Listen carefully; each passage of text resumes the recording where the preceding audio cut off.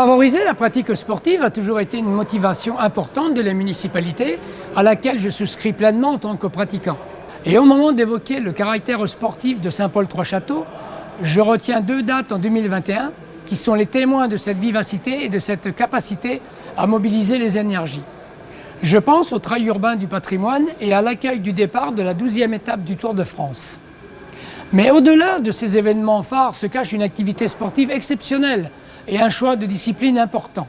Sans des hommes et des femmes passionnés comme moi, nous n'aurions pas la chance de connaître cette vivacité qui fait la force de notre commune, mais qui est aussi un élément fort d'attractivité. Et c'est là où la collectivité intervient pour créer du lien et favoriser la pratique sportive.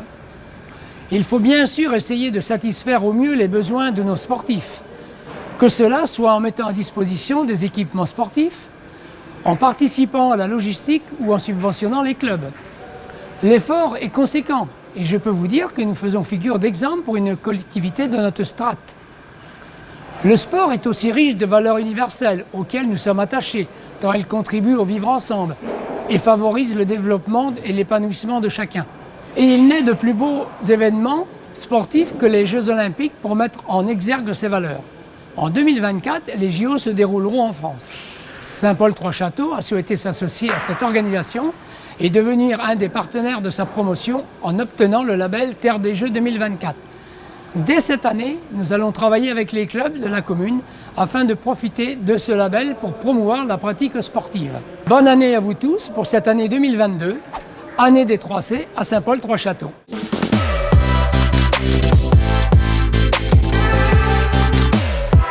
Permettre à notre jeunesse de s'épanouir et de grandir dans un environnement propice à l'apprentissage de la vie sont des priorités pour la municipalité. La jeunesse est un avenir commun et nous y sommes bienveillants. La jeunesse est bien évidemment regardée comme une richesse et non pas comme une problématique ou une dépense. Il nous appartient de tout faire pour lui permettre d'avancer dans la vie et pour les guider jusqu'à l'âge adulte. Pour moi, concevoir une politique jeunesse, c'est penser la jeunesse dans sa globalité et l'ensemble des thématiques qui la concernent, que ce soit l'accès à l'autonomie, mais aussi à la citoyenneté et à l'insertion dans la société, la place des jeunes dans la cité.